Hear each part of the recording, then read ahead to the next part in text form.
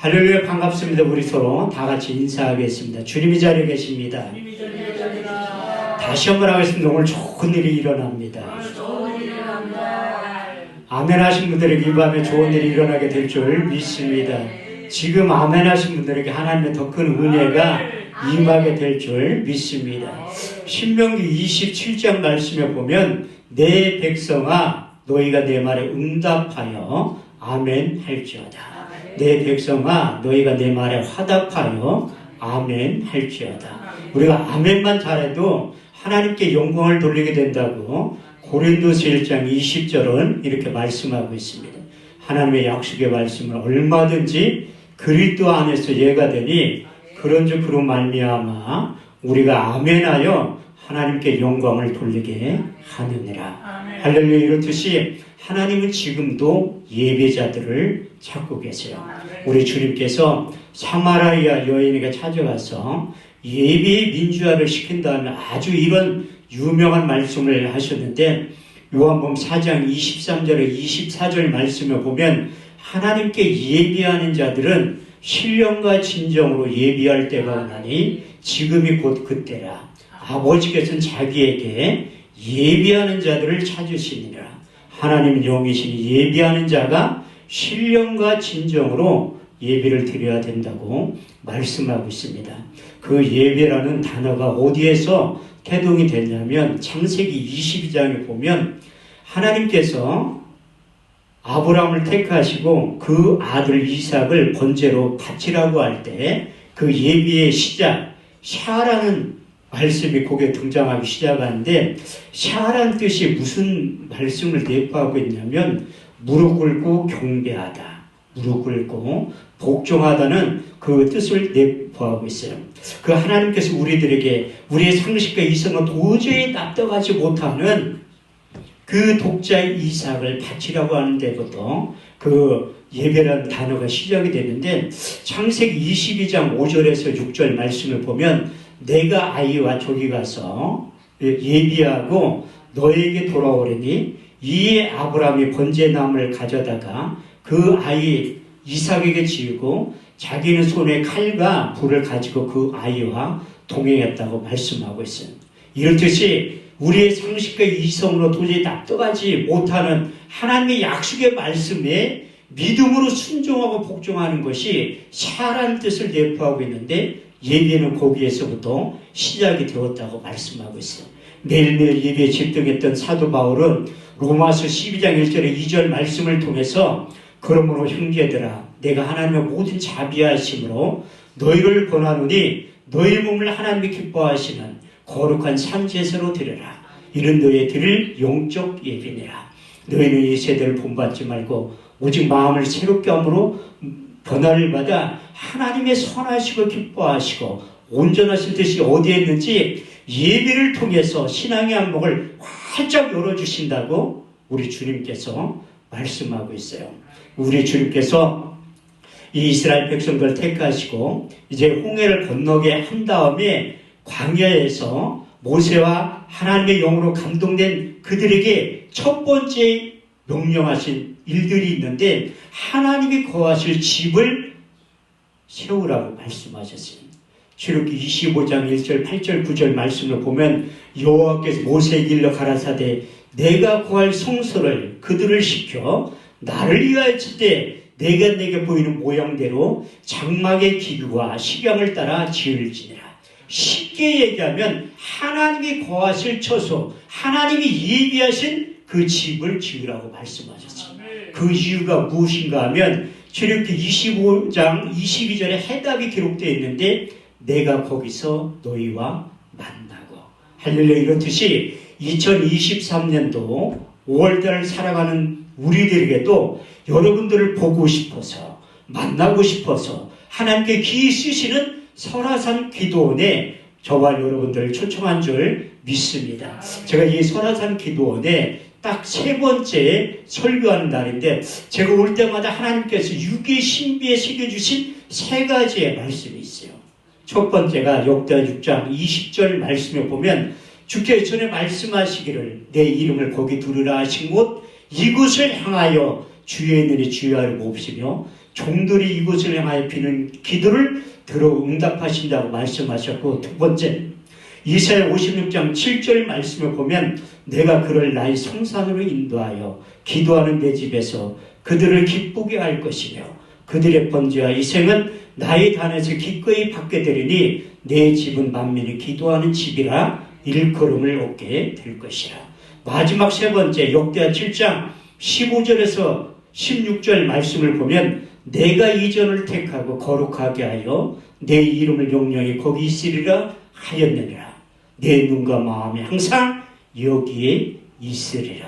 할렐루야. 이렇듯이 하나님께 귀 들어 쓰시는 하나님의 예비해 놓으신 내 눈과 마음이 항상 여기에 있겠다고 하신 설화산 기도원에서 이 밤에 저와 여러분들을 반드시 예배를 통해서 찬양을 통해서 말씀을 통해서 만나 주실 줄 믿습니다. 히브리서 13장 8절 말씀을 보면 어제나 오늘이나 영원토록 동일하신 그 주님을 만나면 여러분들이 인생에 공부한 모든 문제에서 해결되고 치유되는 놀라운 삶의 변화가 나타나는데, 매일매일 예배에 집중했던 사도 바울은 우리 주님을 만나서 이 세상과 하나님 나라를 앞당겨서 이 세상과 하나님 나라를 동시에 살아갈 때 두 가지의 간증의 말씀이 있어요. 고린도서 4장 8절에서 9절 말씀을 보면 우리가 사방으로 우겨싸움을 쌓이지 아니하고 답답한 일을 당하여 낙심하지 아니하고 핍박을 받아도 버림받지 아니하고 거꾸로됨을 당하여도 망하지 않게 된다고 고백한 다음에 이어서 고린도서 6장 9절에 10절 말씀을 통해서 자가 그런 삶을 영위했다고 고백하고 있습니다. 무명한 자 같으나 유명한 자요, 죽은 자 같으나 보라 우리가 살고 징계를 받은 자 같으나 우리가 죽임을 당하지 아니하고 근심한 자 같으나 항상 기뻐하고 가난한 자 같으나 많은 사람들을 부유케 하고 아무것도 없는 자 같으나 모든 것을 소유한 자로 하나님께서 만들어 주실 줄 믿습니다. 오늘 본문 말씀도 사도 바울이 간증하는 말씀이에요. 하나님의 영으로 말하는 자는 예수를 저주할 자를 하지 아니하고 하나님의 영으로 성령으로 아니하고는 예수를 주로 시인할 수 없느니라. 그래서 우리가 예수를 주로 시인하는 게 쉬운 것 같지만 결코 쉽지 않다는 거예요. 마태복음 16장 13절에서 20절 말씀을 보면 우리 주님께 제자들을 이끌고 이스라엘 북쪽 가이사랴 빌립보 지방에, 저도 이스라엘 가봤지만 가장 아름다운 곳이 어디냐면 가이사랴 빌립보 지역에 가장 아름답대. 거기에서 사람들이 인자를 누구로 낳았냐 물어보게 하는 거예요. 더러운 세례 요한, 더러운 엘리야, 예레미야 선지자 중에 하나이다. 그러면 너희는 나를 누구라 하느냐? 베드로가 가라되 주는 그리스도시요 살아계신 하나님의 아들입니다. 그때 우리 주님께서 바요나 시모나 내가 복이 있도다 이를 알게 하는 내 혈육이 아닌 하늘에 계신 아버지라고 말씀하고 있습니다. 이렇듯이 우리가 예수를 주로 신뢰하는 것이 그렇게 쉽고 어렵지만 또 성령이 내 육체 가운데 전세함고 들어오시면 성령께서 예수를 주로 신뢰할 수 있는 비결도 가르쳐 주신다. 그분이 오셔야지만 우리가 2000년 전에 예수 그리스도를 전하고 증거할 수 있다는 겁니다. 우리 주님께서 우리와 인간 하나님과의 관계의 정체성에 대해서 이렇게 창세기 1장과 2장에 대해서 말씀하고 있습니다. 창세기 1장 27절에 28절 말씀을 보면 하나님의 형상대로 사람을 창조하시되 남자와 여자로 창조하시고 그들에게 복을 주시니 이르시되 생육하고 번성하여 땅에 충만하라. 땅을 정복하라. 바다의 고기와 공중의 새와 땅에 움직이는 모든 생물들을 다스릴 수 있는 능력을 주셨고, 두 번째 창세기 2장 7절 말씀을 보면 하나님의 흙으로 사람을 지으시고 그 코에 생기를 불어넣으시니 사람이 생명이 되었다고 말씀하고 있습니다. 시편 기자는 창세기 1장과 2장을 인용하면서 우리 인간들과 하나님과의 관계에 대해서 4번에 걸쳐서 이렇게 말씀하고 있습니다. 시편 2편 7절 말씀을 보면 내가 내 영을 전하노라.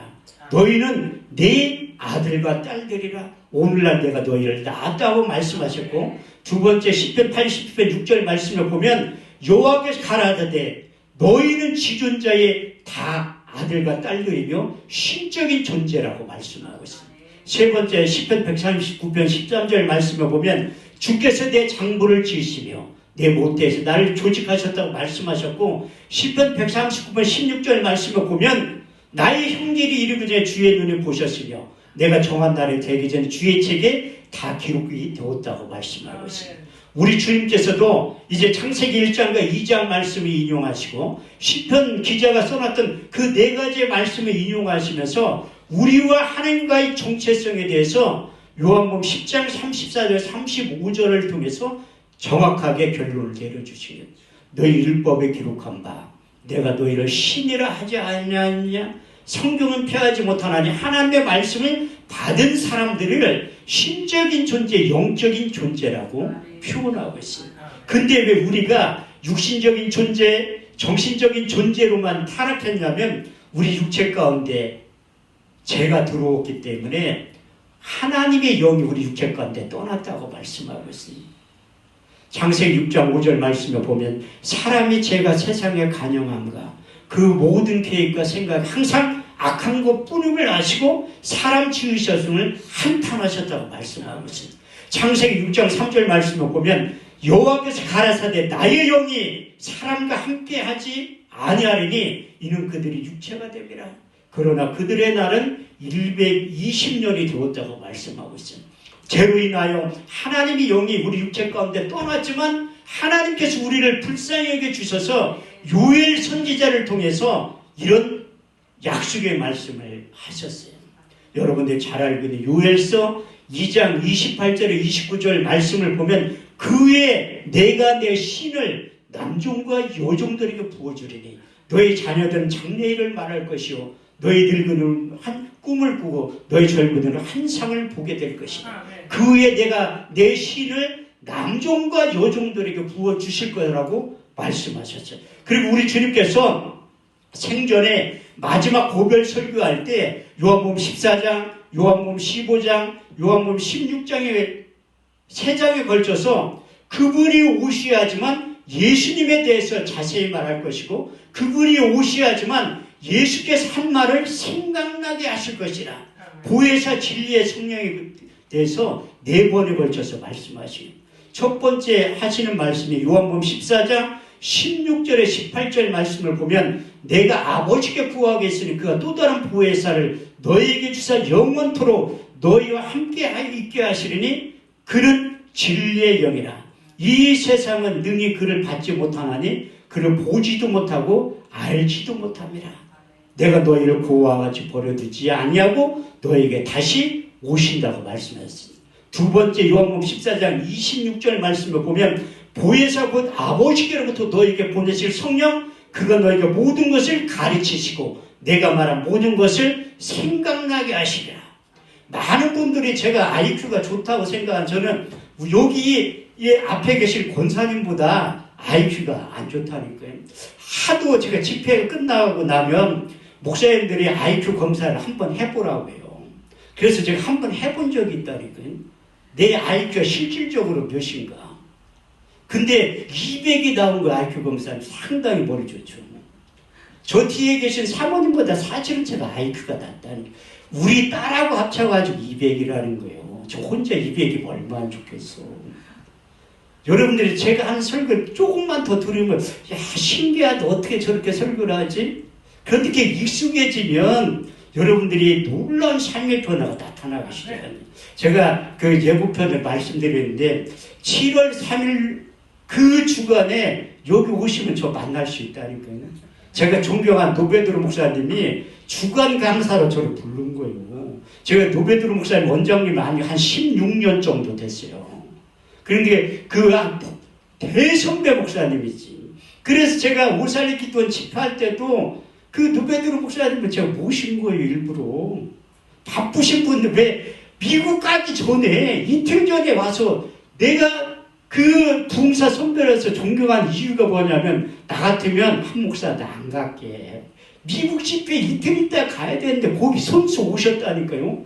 왕복 내가 볼 때는 한 5시간 걸려가지고 설교 40분 하고 하신 거예요. 아무나 그렇게 못한다니까요. 그러니까 교계에서 어른이라고 존경을 받는 거예요. 여러분, 말세에는 좋은 목사님 만나는 게 큰 복이라는 게, 말세에는 좋은 기도원 만나는 거, 온전 만나는 게 참 복이에요. 그래서 제가 여러분들한테 당부의 말씀을 한 가지 드리려고 합니다. 우리 사모님만 허락도 안 받는데 여러분들이 설화산 기도원 홍보위원을 제가 이축을 하려고 해요. 부지런히 나가서 홍보를 하셔야 된다니까요. 내가 노베들 목사님 존경하지만 더 존경하는 게 뭐냐면 코로나가 발생했는데 한 번도 예배를 안 하셨다는 거예요. 저도 코로나가 처음에 발생했을 때 상당히 휴일증을 겪은 목사 중에 한 사람이에요. 거기 시간이 지났으니까 제가 얘기하지만 언론에서 떠들썩하게 나왔었잖아요. 인천의 모 지역에서 코로나 환자가 많이 걸렸다고. 제가 그 중심에 있었어요. 제가 토요일날 설교를 하고 왔는데 월요일날 시청에서 이게 유튜브 중계하는데 내가 뭐 어디라고 얘기를 못하지만 거기 갔다 오셨죠? 물어보더라고요. 그래서 갔다 왔더니 거기 가서 뭐 했냐. 아니 목사가 뭐 하냐고 설교하고 왔지. 그랬더니 난리가 났다는 거. 빨리 가서 검사. 그때 거기 코로나 환자들이 20명이 있었다니까요. 여기 앞에서 찬양인도 하는 목사님들 5명 있었는데 다 코로나 환자야. 사입은 목사님도 코로나 환자. 나 갈 때 똥 먹으러 줬던 사모님도 코로나 환자야. 근데 검사를 받았는데 다행히 제가 음성이 나온 거예요.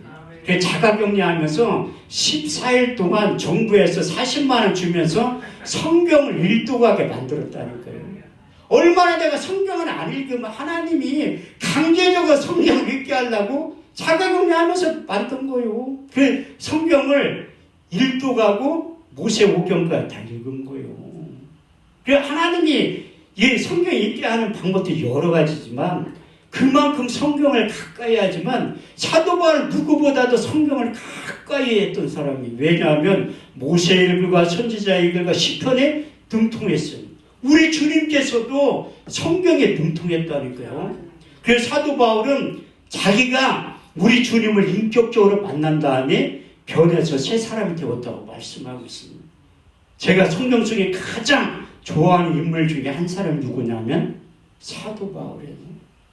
그에 대해서 깊게 연구를 할 때 우리 주님께서 내가 바울을 아냐고 물어보더라고요.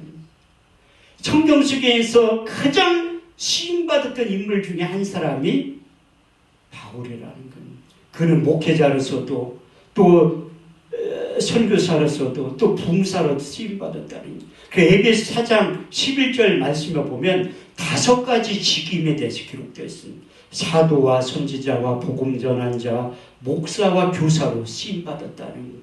그리고 로마서 1장 1절에 4절 말씀에 보면 자기가 만난 예수님의 비밀에 대해서 기록되어 있습니다. 예수 그리스도의 종 바울은 사도로 부르심을 받아 하나님의 복음을 위하여 택정함을 입었나니 이 복음은 하나님이 그의 아들에 관하여 성경에 선지자들로 말미암아 미리 약속하신 것이라. 이 아들로 말하면 육신의 son 다윗의 혈통으로 나셨고 성결의 영는 죽은 자 가운데서 부활하여 하나님의 아들로 인정되신 바 되셨으니 곧 우리 주 예수 그리스도라고 말씀하고 있습니다. 우리 주님께서도 부활하셔서 이 땅에 계시면서 누가복음 24장 44절 말씀을 통해서 너에게 이르시되 모세의 글과 선지자의 글과 시편의 나에 대해서 기록된 일들이 이루어져야 한 말이 이것이라 하시고, 그래서 성경은 다 예수님에 대해서 말씀하고 있는 거예요. 구약 성경은 오실 예수님에 대해서, 신약 성경은 오신 예수님에 대해서, 요한계시록은 다시 오실 예수님에 대해서 말씀하고 있습니다.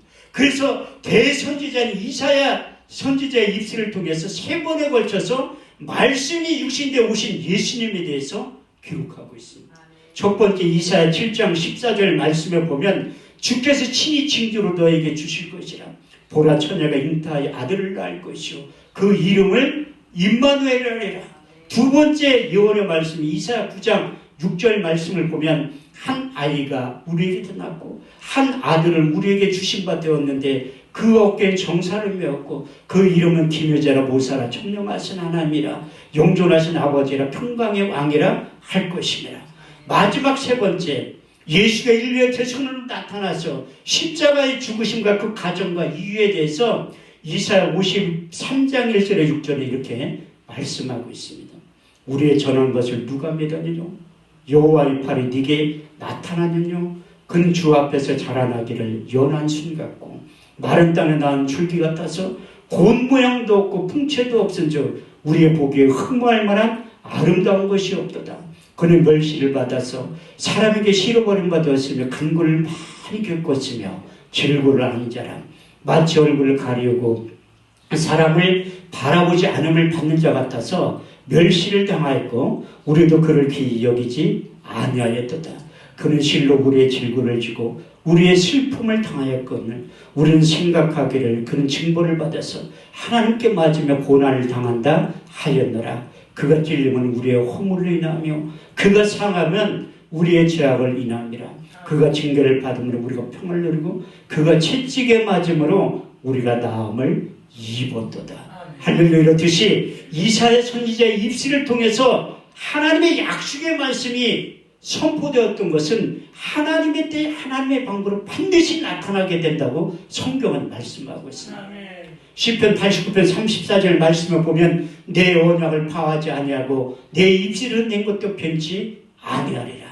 여러분들이 잘 알고 민수기 23장 19절 말씀을 보면 여호와는 인생이 아니시니 거짓말을 하지 아니하시고 인자가 아니시니 후회가 없으시도다. 어찌 하신 말씀을 실행치 아니하시고 하신 말씀을 준행치 아니하시랴. 그래서 이사야 선지자의 입술을 통해 선포되었던 하나님의 언약의 약속의 말씀이 700년이 지나서 나타나기 시작하는데 마태복음 1장 18절에 23절 말씀을 통해서 자세하게 기록하고 있습니다. 예수 그리스도의 나심은 이러하니라. 그 모친 마리아가 요셉과 정혼하고 동거하기 전 성령으로 잉태된 것이 나타났더니 그 남편 요셉은 의로운 사람이라. 저를 드러내지 않고 가만히 끊고자 생각할 때에 주의 사자가 현몽하여 가라되 다윗의 자손 요셉아 내 아내 데려오를 무서워 말라. 그의 잉태된 건 성령으로 된 것이라. 아들을 낳으니 그 이름을 예수라 하라. 이는 자기 백성을 저희에서 구원할 자이심이라. 이 모든 일에 된 것은 선지자로 하신 말씀을 오늘과 같이 이루려 하심이니라. 볼지어다 자녀가 잉태하여 아들을 낳을 것이요 그 이름을 임마누엘이라 하리라 하셨으니 이를 번역한 즉 하나님이 우리와 함께 하셨느니라. 할렐루야. 이렇듯이 예수 그리스도의 이름의 뜻이 자기 백성을 저희 죄에서 구원할 그분의 이름 때문에 저와 여러분들이 이 자리에 앉아 계신 줄 믿습니다. 사도행전 4장 12절 말씀에 보면 다윗에서는 구원을 얻을 수 없나니 천하 인간의 구원을 얻을 만한 이름을 우리에게 주신 일이 없다고 말씀하셨고 그 이름을 믿기만 하면 영접하기만 하면 하나님의 자녀가 되는 특권을 우리에게 주셨다고 말씀하고 있습니다. 요한복음 1장 12절에 13절 말씀을 보면 영접하는 자, 곧 그 이름을 믿는 자들은 하나님의 자녀가 되는 권세를 주셨으니 이를 혈통으로 육정으로 사람의 뜻으로 난 것이 아니요 하나님께로부터 다시 태어난 자들이라고 말씀하고 있습니다. 우리 사모님 미국 갔다 오셨는데 미국 시민권만 가지고 있어도 상당히 축복받은 인생이라고 하잖아요. 그런데 저도 국적이 2개가 있어요. 대한민국 국적이 한 가지가 있고 또 하나는 사람들이 내가 그 동남아 사람처럼 보였잖아요. 저희 교회가 그 신대병역 앞에 있는데 제가 그 교회 앞에 앉아있으면 사람들이 와서 술 이렇게 먹고 온 사람들이 외국에 와서 고생 많지? 취직시켜줄까? 이렇게. 아니 저는 태국이나 이렇게 동남아 가면 한 번도 여권을 보자고 한 사람이 없다니까요. 제가 사우스 아프리카 짐바브웨 집회하러 3번 갔다 왔는데 얼굴이 얼마나 시커매졌나. 우리 집사람이 공항에다 마중나 나왔는데도 몰라봤다니까요. 하도 흑인 비슷한 사람이 앉아있어가지고. 왜 하나님의 전천후 써먹기에서 이 동남아 사람처럼 저 어렸을 때는 혼혈이라고 그때는 혼혈이라고 안 했지 틱이라고 했지. 자꾸 이렇게 만도 틱이 아니냐고. 이것도 다 하나님의 계획된 섭리가 있잖아요. 제가 동남아 집회 갈 때 여권 보자고 하는 사람 하나도 없다니까요. 제가 미국 국적은 없어도 그거보다 한 1000만 배 좋은 국적이 있어요. 이중 국적자라니까. 저 위에 있잖아요. 빌립보 3장 20절 말씀을 보면 우리의 시민권은 하늘에 있다니까요. 여러분들이 미국 시민권자 부러워할 필요가 없고, 고린도 4장 16절 말씀을 보면 우리가 결코 낙심하지 아니하노니 우리의 겉사람은 낡아지나 우리의 속사람은 날로 새로워진다.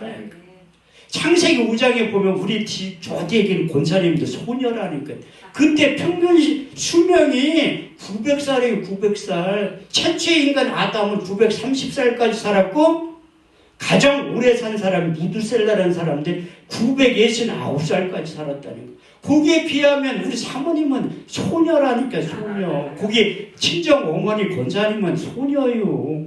그런데 우리는 영원히 죽지 않고 영원히 살 수 있는 그 능력도 우리에게 허락해 주셨다. 그 비밀을 깨달은 다음에 바울은 예수 그리스도의 비밀에 대해서 골로새서 2장 2절 3절 말씀을 통해서 하나님의 비밀인 예수 그리스도, 그 안에는 지혜와 지식과 총명과 모든 감추어진 보화가 담겨져 있다는 걸 깨달은 다음에 그가 가지고 있는 육신의 정욕, 안목의 있는 이생의 자랑을, 정과 욕심을 십자가에 못 박은 다음에 빌립보서 3장 7절에서 8절 말씀을 통해서 자기의 신분이 금수저에 변해서 흙수저로 육신이 변했지만 영적인 속사람으로는 이제 흙수저에 변해서 금수저로 변했다고 다시 한번 고백하고 간증하고 있습니다.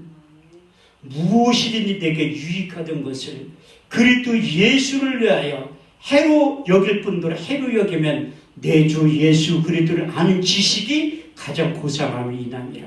내가 그를 인하여 모든 것을 잃어버리고 배설물로 여기면 그리스도를 얻고 그 안에서 나를 발견했다고 말씀하고 있습니다.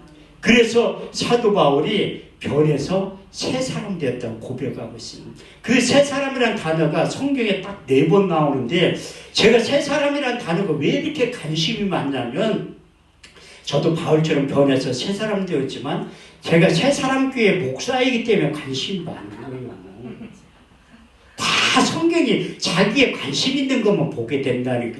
그래서 새 사람 단어가 구약에 딱 한 번 나와요. 사무엘상 10장 6절 말씀에 보면 내게는 여호와의 영이 크게 임하리니 너도 그들과 함께 예언을 하고 변하여 새 사람이 되리라. 그리고 신약에 3번 새 사람이라는 단어가 나오는데 누가 기록했을 것 같아요? 아니, 바울이 기록했다니까요. 제가 그 당시에 살았으면 저도 기록했지. 나도 변해서 새 사람 됐다고. 첫 번째 골로새 3장 10절 말씀을 보면 새 사람을 입었으니 자기를 창조하신 자의 형상을 쫓아 지식에까지 새롭게 함을 입는 자가 되었다고 말씀합니다. 두 번째 에베소 2장 15절 말씀을 보면 진리가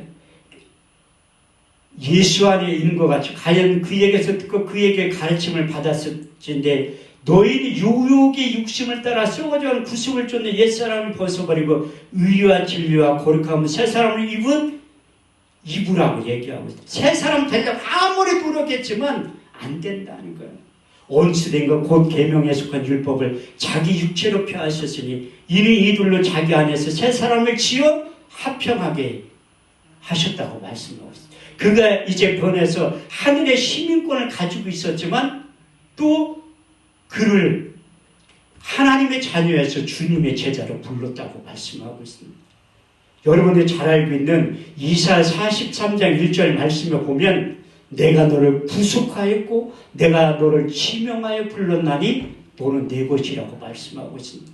마가복음 3장 13절 말씀에도 우리 주님께서 자기의 원하는 자를 부르셨다고 말씀하고 있습니다. 우리가 하나님의 자녀가 되는 건 쉽지만 그 안에서 주님의 자녀가 되는 건 결코 쉬운 일이 아니라고 말씀하고 있습니다. 사도 바울 우리 주님을 만난 다음에 주의 일을 하기로 원했지만 하나님께서 허락지 않은 거예요. 그래서 아라비아 광야에 3년 있다가 고향 다소에서 7년 있을 때 하나님이 예비해 놓은 사람 바나바를 통해서 끌어내기 시작한, 그때 이제 안디옥교를 개척해서 폭발적으로 부흥이 될 때 하나님께서 또 다른 계획을 가지고 있는 거예요. 사도행전 13장 2절 말씀을 보면 주를 섬겨 금식할 때에 성령이 이르시되 내가 불러 시킨 일을 위하여서 바울과 바나바를 따로 세웠다고 말씀하고 있습니다. 만약에 제가 교회를 개척해서 한참 부흥하고 있는데 우리 주님께서 나를 부른 다음에 너는 이제 선교사로 가거라. 아유 주님 잠깐만요. 금식 좀 한번 해보게. 이게 나에게 해당되는 말씀이 아닌 것 같아. 그렇지만 하나님은 내 생각과 하나님이 다르지만 저도 처음에 교회를 개척할 때 제 나름대로 인물되지 실력되지 능력되지 하나님은 반드시 청담동이나 압구정동의 교회를 개척시켜 줄 것이다. 이렇게 착각했다는 거예요. 이사야 55장 8절의 9절 말씀을 보면 내 생각은 너의 생각과 다르며 내 길은 너의 길과 달라서 하늘이 땅보다 높은 같이 내 생각은 너의 생각보다 높으니라.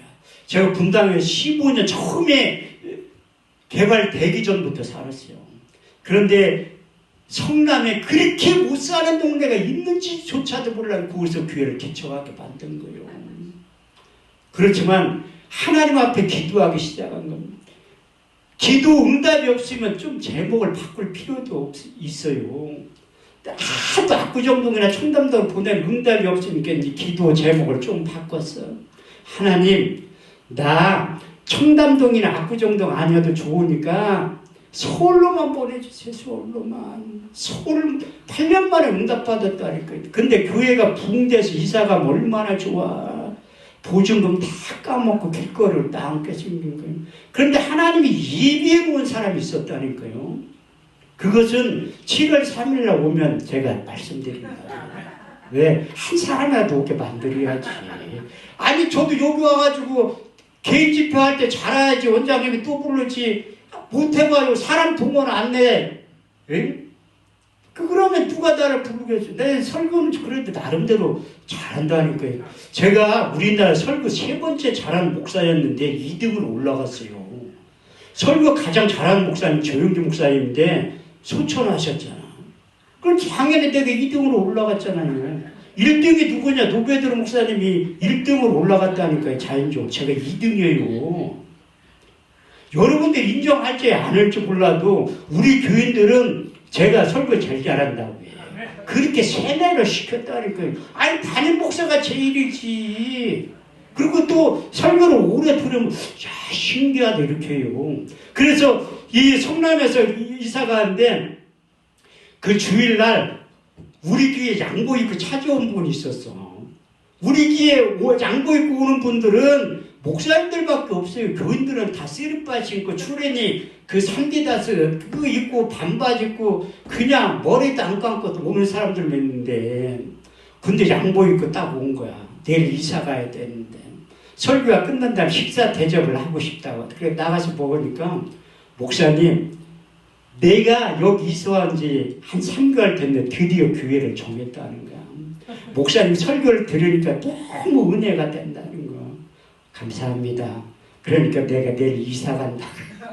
아니 한 달만 먼저 보내주시지. 그분이 직업이 의사예요. 의사 한 명만 있으면 임대로 된다니까. 그때 2천에 65만 원인데 왜 못 내? 11주만 해도 내지. 그래서 서울로 이전한 거예요. 서울로 이전해서 열심히 하는데 안 돼. 안 되는 것도 개척교회가 살아남는 것은 매일 365일 기도해야 하는 거예요. 그 이전 예배 드리자마자 40명 강사 불러가지고 부흥한 거예요. 국민일보에 350만 원짜리 예상으로 하고 40명 강사 부른 거예요. 그래서 41일째는 강사비 줄 돈이 없어가 내가 단독 강사로 나선 거예요.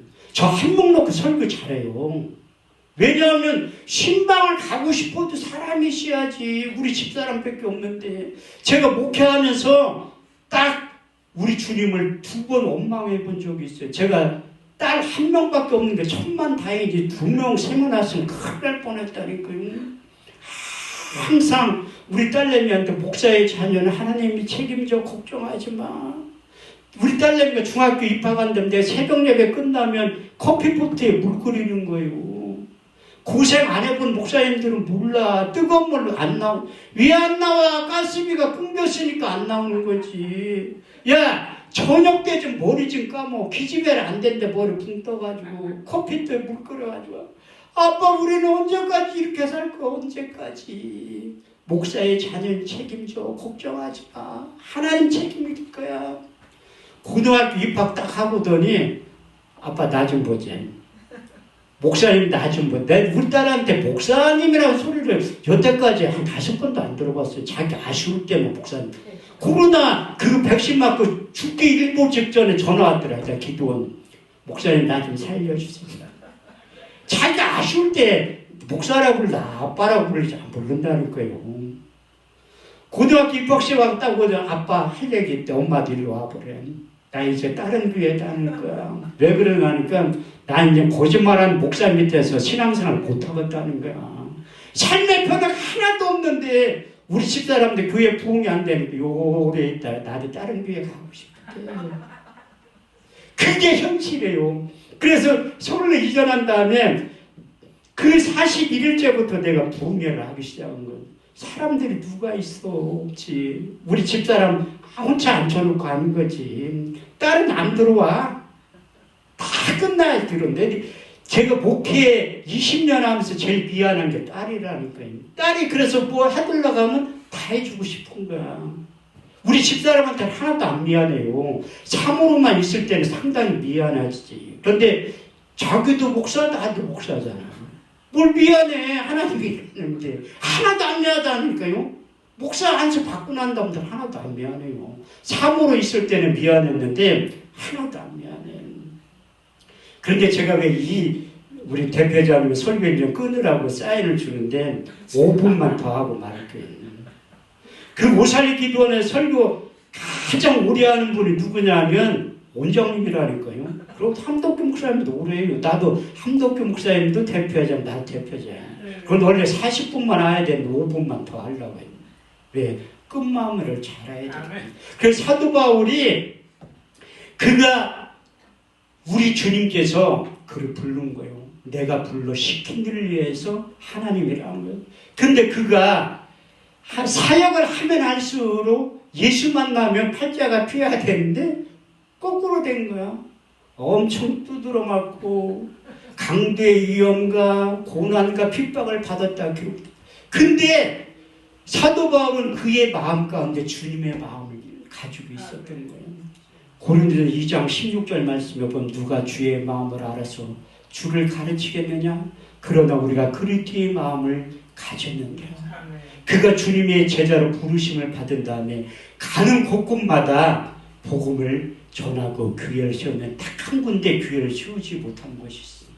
그리도 아덴 지역에 가서는 전도에 미련한 것으로 복음을 전하는 것이 아니라 그가 가지고 있는 유전적인 지식을 가지고 복음을 전하니까 교회가 세워지지 않아요. 철저히 회개하는 심정으로 고린도전서 2장 말씀을 기록한 거예요.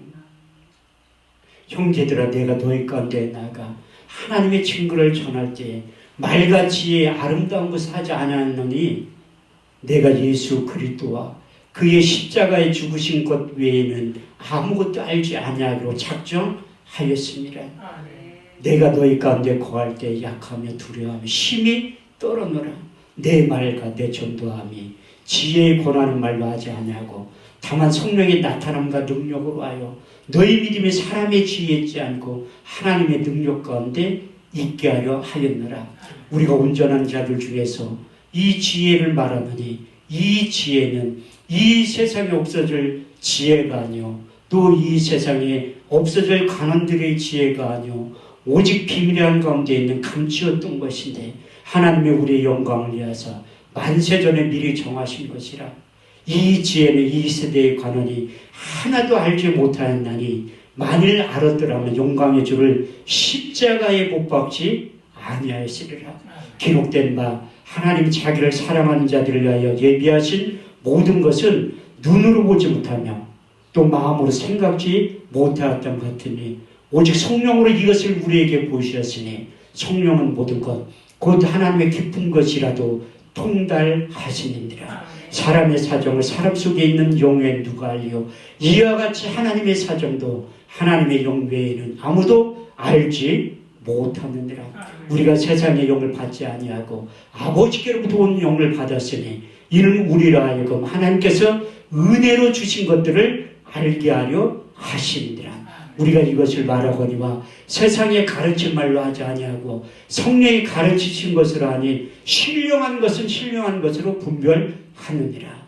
육에 속한 사람은 하나님의 성령의 일을 받지 아니하나니 저에게 미련하게 보이고 또 깨닫지도 못하나니 이런 일을 영적으로야 분별하느니라. 신령한 자는 모든 것을 판단하나 자기는 아무에게도 판단을 받지 아니하느니라. 왜 고린도전서 2장 1절에 15절까지 기록했냐면 16절을 말씀하고 있습니다. 누가 주의 마음을 알아서 주를 가르치겠느냐. 그러나 우리가 그리스도의 마음을 가졌느라. 그래서 빌립보서 2장 5절 말씀을 통해 너희 안에 이 마음을 품으라. 곧 예수 그리스도의 마음을 품으라. 그래서 그가 마지막 성령의 사도로서 결박과 환난이 기다리는 알면서도 에베소 교인들과 작별하는 장면이 사도행전 20장 22절에서 24절 이렇게 말씀하고 있습니다. 내가 심령에 매여 예루살렘에 올라가는데 거기서 무슨 일을 만나는지 나는 알지 못하느냐. 성령이 밝게 말씀하시기를 결박과 환난이 나를 기다린다 하시나 주 예수께 받은 사명 하나님의 은혜의 복음을 증거하는 일을 마치려 하면 나의 생명을 조금도 귀한 것으로 여기지 아니하노라. 그래서 주님의 마음을 가지고 있었기 때문에 그가 주님께서 걸어가셨던 고난의 길 십자가의 길을 그는 걸어가기를 원했다는 거예요.